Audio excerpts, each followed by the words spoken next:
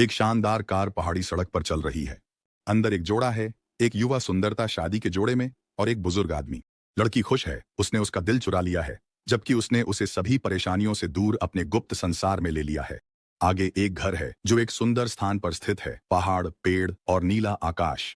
उनका स्वागत housekeeper clear द्वारा किया जाता है, जिसे मालिक ओलिवर कहते हैं। एलिजाबेथ घर की सुंदरता, विशाल कांच की खिड़कियों, आरामदायकता और सुविधा से मोहित हो जाती है। प्रवेश द्वार पर सफेद ऑर्किड और लिली, और उसे एहसास होता है कि ओलिवर अंधा है। रात्रिभोज में एक शानदार मेज और अच्छी तरह से प्रशिक्षित नौकर होते हैं, और उसके बाद एक प्रेममय रात होती है। सुबह में उसका पति अपनी युवा पत्नी को घर के चारों ओर घुमाता है, इसके महंगे सजावट, चित्रों और कीमती कला के टुकड़े दिखाता है। वहाँ एक शानदार अलमारी है जिसमें उसके लिए फैशनेबल कपड़े भरे हुए हैं। एक अद्भुत रसोई घर है और कमरे पिछले से अधिक सुंदर हैं। सभी दरवाजों में बायोमेट्रिक ताले लगे हुए हैं। एक गलियारे में एलिजाबेथ एक धुंधले कांच के दरवाजे को देखती है और हेनरी से पूछती है कि उसके पार क्या है। उसका पति जवाब देता है कि यह एक ऐसी जगह है जहां उसे नहीं जाना चाहिए। लड़की विरोध करती है कि वह चाहकर भी नहीं जा सकती। आखिरकार हर जगह ताले हैं। हेनरी समझाता है कि सभी बायोमेट्रिक स्कैनर दो लोगों के मापदंडों पर सेट हैं, उसके और उसके।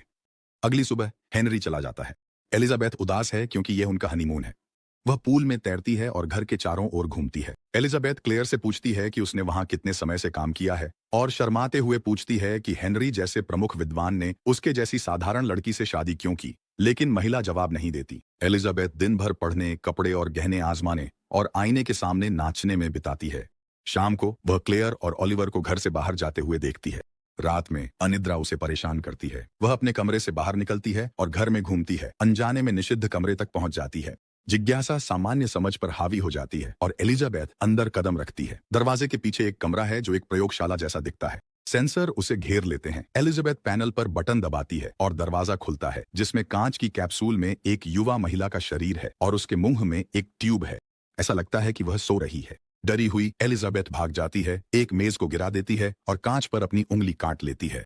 सुबह में हेनरी आता है। वह एलिजाबेथ के लिए पियानो बजाता है, लेकिन जल्दी ही उसकी विचलित सोच को नोटिस करता है। उसकी बंधी हुई उंगली देखता है और पूछता है, क्या हुआ? एलिजाबेथ कहती है, वह अनाड़ी है। हेनरी शांतिपूर्वक जवाब देता है कि वह अच्छा झूठ बोलती है, यह डरावना है। एलिजाबेथ को चोट लगती है। उसके पति ने आसानी से उसकी धोखाधड़ी को उजागर कर दिया है। रात में एलिजाबेथ सोने का नाटक करती है। वह सुनती है कि हेनरी निषिद्ध कमरे की ओर जा रहा है और चुपके से उसका पीछा करती है। अचानक हेनरी अंधेरे से बाहर आता है। वह एलिजाबेथ पर अवज्ञा का आरोप लगाता है। लड़की खुद का बचाव करने की कोशिश करती है। उसने कुछ भी निषिद्ध नहीं देखा, लेकिन हेनरी समझाता है कि उसकी अवज्ञा का तथ्य मायने रखता है। डरी एलिजाबेथ भागने की कोशिश करती है, लेकिन सभी दरवाजे बंद पाती है। हेनरी बिना रुके उसका पीछा करता है। वह सीढ़ियों पर उसे पकड़ लेता है, उसकी टांग पकड़ता है और उसे नीचे फेंक देता है। फिर वह उसे एक धातु की छड़ से मारता है। अगले दृश्य में हेनरी, क्लेयर और ओलिवर लॉन पर एक कब्र खोदते हैं और एलिजाबेथ के शरीर को उसमें उतारते हैं। अंतिम संस्कार के बाद वे मेज पर बैठते हैं। क्लेयर कहती है कि यह सब खत्म हो गया है, लेकिन हेनरी जवाब देता है कि यह अंत नहीं है। 6 हफ्ते बाद हेनरी एलिजाबेथ की एक हमशक्ल लाता है। वही बातचीत, वही क्रियाएं। फिर से हेनरी उससे कहता है कि निषिद्ध कमरे में प्रवेश न करे। ओलिवर आश्वस्त करता है कि वह हेनरी से नफरत करता था और उसे शरीर हटाने में मदद करेगा। वह पूछता है कि उसे बचपन से क्या याद है। उसके माता पिता की कार दुर्घटना में मृत्यु के बाद वह काफी समय अस्पताल में थी और अनाथालय में बड़ी हुई। ओलिवर उसे पास के एक घर की ओर इशारा करता है। वे वहीं साथ रहते थे। क्लेयर को बेहतर पता है क्योंकि वह उसके साथ काम करती थी। एलिजाबेथ पूछती है कि वह कौन है। ओलिवर खुलासा करता है कि वह हेनरी की पत्नी के 6 क्लोन में से एक है, नंबर 5। लड़की सदमे में है, एक सच्चे आतंक का अनुभव कर रही है। वह अपने हनीमून पर लौटना चाहती है।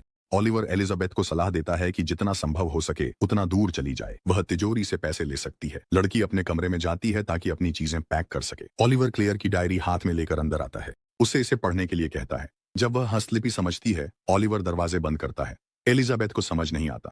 वह बाहर जाने की अनुमति मांगती है, लेकिन ओलिवर अडिग रहता है। निराशा में एलिजाबेथ क्लेयर की डायरी पढ़ना शुरू करती है। वह जानती है कि क्लेयर को हेनरी से उसके साथ काम करने का निमंत्रण मिला था, क्योंकि वह एक प्रमुख आनुवंशिकीविद थी। जब वह वैज्ञानिक के घर पहुंची तो उसने ओलिवर से मुलाकात की, लेकिन जब उसने जाना कि उसे क्या करना होगा तो वह डर गई, क्योंकि वह खुद को एक दुखद प्रेम कहानी के बीच में पाई जो कि अजीब, अप्रिय और असंभव थी। हेनरी ने खुलासा किया कि उसकी पत्नी की मृत्यु ओलिवर के जन्म के तुरंत बाद एक बहुत ही दुर्लभ बीमारी से हो गई थी।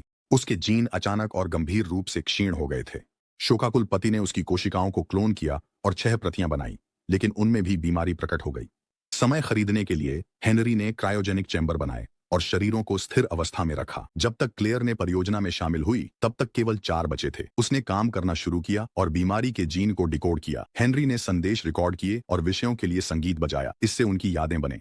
हालांकि नवीनतम एलिजाबेथ कुछ सेकंड से अधिक कुछ भी याद नहीं कर पाई। वह पीड़ित थी क्योंकि उसके पास एक वास्तविक आंतरिक दुनिया नहीं थी। उसकी चेतना में लगातार तनाव उसके शरीर के लिए संभालना बहुत जटिल हो गया। एक दिन वह प्रयोगशाला में गई और डर के मारे भाग गई। पुलिस ने उसे ढूंढा और हेनरी के घर ले आई, जहां क्लेयर ने उसे अपनी बीमार भतीजी के रूप में पहचाना। लड़की के अजीब आरोपों को मानसिक विकार के रूप में खारिज कर दिया गया। ऑलिवर आते ही एलिजाबेथ पढ़ाई विचलित हो जाती है। रात का खाना लाकर उससे व्यवहार करने को कहता है, लेकिन एलिजाबेथ उस पर हमला करती है, दरवाजे का कोड मांगते हुए। ऑलिवर उसे दे देता है। लड़की लैब जाती है, जहां ऑलिवर को नवीनतम छठी एलिजाबेथ के शरीर पर काम करते देखती है। वह उससे सिर सहारा देने के लिए कहता है। जब 5वीं प्रति अपने क्लोन के सिर को सहारा देती है, ऑलिवर उसे एक बेहोशी की दवा का इंजेक्शन देता है। भ्रम की स्थिति में एलिजाबेथ अपने पूर्ववर्तियों की यादें देखती है।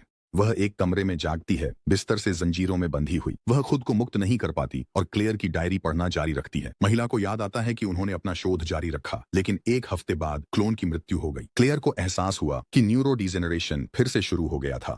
वह इसे सहन नहीं कर सकी। हेनरी निराशा में था, कुछ भी काम नहीं कर रहा था। उसने इतने साल बर्बाद कर दिए और पागल की तरह व्यवहार किया, लेकिन क्लेयर कहती है कि उसने प्रेमी की तरह व्यवहार किया। उनके बीच एक रिश्ता विकसित होता है। ऑलिवर फिर से कमरे में प्रवेश करता है। वह जानना चाहता है कि क्लेयर ने उसके बारे में क्या लिखा था। एलिजाबेथ बताती है कि तीसरे विषय की मृत्यु के बाद क्लेयर ने हेनरी के साथ संबंध शुरू कर दिया था। महिला को नहीं पता था हेनरी ने नमूनों में बदलाव किया था। क्लेयर की कोई गलती नहीं थी। उसने बीमारी को रोकने में सफलता पाई थी और बाकी क्लोन स्वस्थ थे। ऑलिवर साझा करता है, बचपन में वह एलिजाबेथ का प्रशंसक था। वह सबसे सुंदर प्राणी थी जिसे उसने कभी देखा था। वह कर सक कमरे में एलिजाबेथ वादा करती है कि वह पालन करेगी।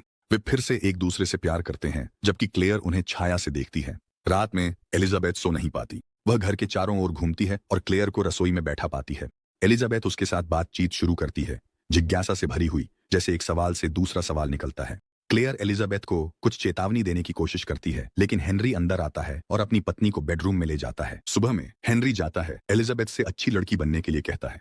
वह घर में घूमती है, क्लेयर या ऑलिवर को पुकारती है, लेकिन कोई जवाब नहीं देता। उबाऊ होकर वह फिर से कपड़े और गहने पहनने की कोशिश करती है। रात में पूल में तैरती है और लिविंग रूम में पियानो बजाती है। वर्जित कमरा एक चुंबक बन जाता है और एलिजाबेथ उसमें प्रवेश करती है, केवल चीखने और बाहर भागने के लिए।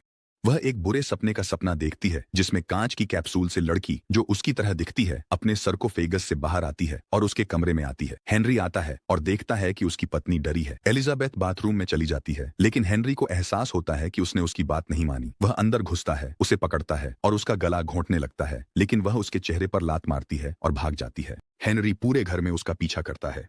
रसोई में एलिजाबेथ खुद को चाकुओं से लैस करती है, जबकि हेनरी ईथर में भिगोया हुआ टैम्पोन पकड़ता है। वह पियानो पर बैठता है और बजाना शुरू करता है। एलिजाबेथ संगीत सुनकर आराम महसूस करती है, लेकिन यह एक जाल है। एक रिकॉर्ड बजता है, जबकि हेनरी चुपके से उसके छिपने की जगह के पास आता है। वह एलिजाबेथ को पकड़ता है और उसके चेहरे पर टैम्पोन दबा देता है। ऐसा लगता है कि खेल खत्म हो गया है, लेकिन अंतिम चाल में एलिजाबेथ उस पर चाकू घोंप देती है। दंपति खून के तालाब में फर्श पर पड़े हैं। एलिजाबेथ को होश आ जाता है। हेनरी मर चुका है। फर्श से खून साफ करती है और रसोई व्यवस्थित करती है। हेनरी के शरीर को कपड़े में लपेटकर उसे लिफ्ट में लोड करती है। खुद को साफ करती है, अपनी शादी की अंगूठी फेंक देती है और अपने खून से सने कपड़े जला देती है। महिला आपातकालीन सेवाओं को बुलाती है, लेकिन उसे अपना पता नहीं पता। उसी समय एलिजाबेथ क्लेयर और ऑलिवर को देखती है और दिखावा करती है कि सब कुछ ठीक है। जीवित और सुरक्षित एलिजाबेथ को देखकर दंपति हैरान हो जाते हैं। और एलिजाबेथ दावा करती है कि हेनरी ऊपर आराम कर रहा है। क्लेयर रसोई की ओर जाती है। अचानक दिल का दौरा पड़ने से गिर जाती है। वह फोन की ओर हाथ बढ़ाती है और मदद के लिए कॉल करती है। एम्बुलेंस क्लेयर को ले जाती है। एलिजाबेथ जाने की कोशिश करती है, लेकिन ऑलिवर कहता है कि अगर वह बाहर जाती है तो वह उसकी रक्षा नहीं कर सकता। हेनरी मर चुका है। एलिजाबेथ समझाने की कोशिश करती है कि यह आत्मरक्षा थी। ऑलिवर उसे आश्वस्त करता है कि वह हेनरी से नफरत करता था और वह उसे शरीर से छुटकारा पाने में मदद करेगा। युवक पूछता है कि उसे अपने बचपन से क्या याद है। वह जवाब देती है कि उसके माता पिता की कार दुर्घटना में मृत्यु के बाद वह अस्पताल में थी और अनाथालय में पली। ऑलिवर उसे पास के एक घर की ओर इशारा करता है, यह कहते हुए कि वे वहीं साथ रहते थे। क्लेयर को बेहतर पता है क्योंकि वह उसके साथ काम करती थी। एलिजाबेथ पूछती है कि वह कौन है। ऑलिवर खुलासा करता है कि वह हेनरी की पत्नी के 6 क्लोन में से एक है, नंबर 5। लड़की सदमे में है, एक सच्चे आतंक का अनुभव कर रही है। वह अपने हनीमून पर लौटना चाहती है।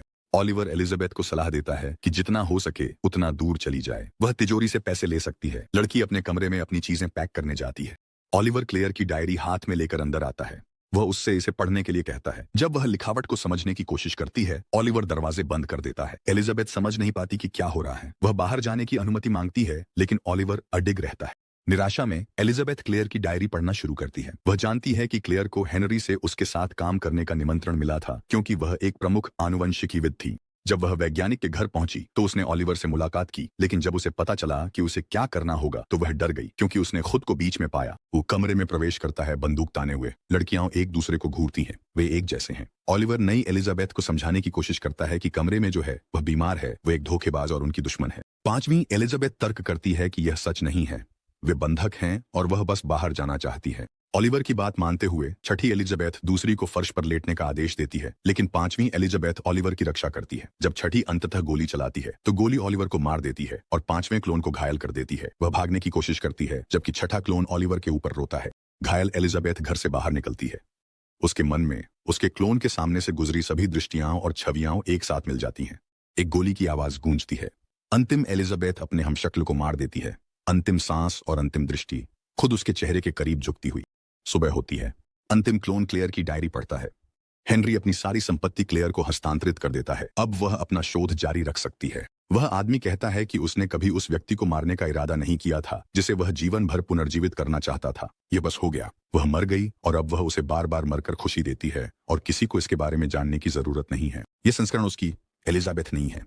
केवल उन्हें नष्ट करके ही उसे लगता है कि वे वास्तविक हैं और हेनरी इस पर पूर्ण विराम लगाने के लिए सब कुछ करेगा। एलिजाबेथ पढ़ना समाप्त करती है। वह देखती है कि एक टैक्सी घर के पास आकर रुकती है, जिससे क्लेयर बाहर निकलती है। वे दरवाजे पर मिलते हैं। एलिजाबेथ सब कुछ क्लेयर को सौंप देती है, क्योंकि वह इसकी हकदार है। एलिजाबेथ सड़क पर चलती है, पीछे छोड़ते हुए सब कुछ जो डरावना और समझ से बाहर है।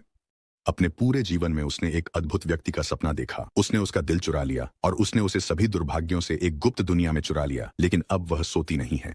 फिल्म कई चीजों के पुनर्मूल्यांकन के लिए प्रेरित करती है। सबसे ऊपर नैतिक प्रश्न उठते हैं। क्या एक सच्चा वैज्ञानिक जिसे लोगों के जीवन को सुधारने के लिए बुलाया गया है, अपनी खोज का उपयोग व्यक्तिगत लाभ के लिए कर सकता है? क्या बिना सहमति के किसी व्यक्ति का क्लोन बनाना अपराध नहीं है? यहाँ तक कि सबसे बड़ा प्रेम भी किसी व्यक्ति के खिलाफ हिंसा को सही नहीं ठहरा सकता। और कोई कैसे ऐसे जुनून के अभिव्यक्तियों से किसी व्यक्ति की रक्षा के लिए बाधाएं खड़ी कर सकता है?